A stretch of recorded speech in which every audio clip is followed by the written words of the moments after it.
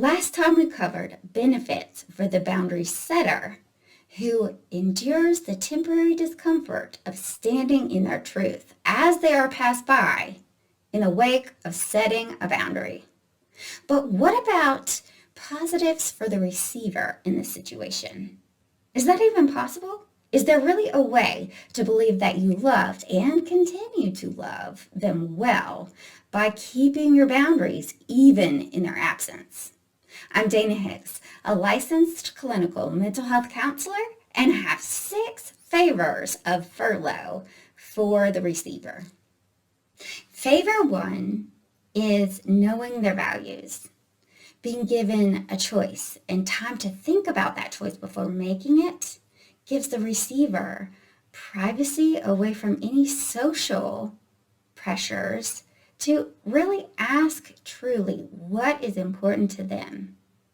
This is a gift of pause so they can sink into their core truth and perhaps come away with a newfound conscious and purposeful direction. Favor number 2 is a deeper self-check. So by setting the bar with a boundary, you are directly pointing out an area where they could do some growing. This, by its nature, challenges the receiver to spend time under the surface level of just actions in order to ask themselves, is this really important to me or not? They might just bob right back up above the surface and say, no, that's not for me. Or they might go a layer deeper and ask, if I were to want to try to meet the bar, what resources do I have within me that I could use to reach it? Either way, they are spending a lot more time under the surface exploring their own selves than they would have if you had not set that bar. Favor number 3 is strength.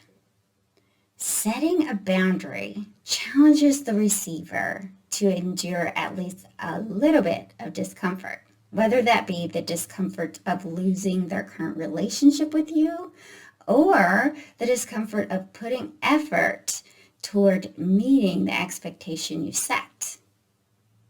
Favor number 4 is hope for empowerment.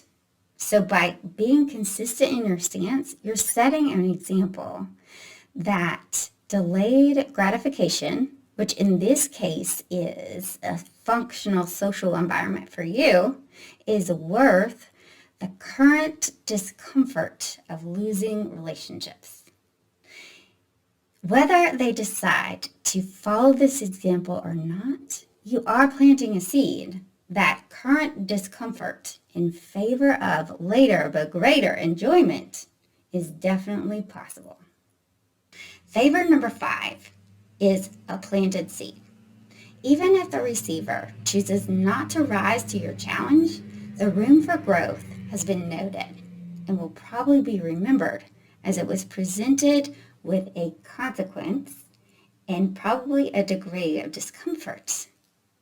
This room for growth will be in this person's mind probably for years to come as a possible area of development if or when this receiver is ready.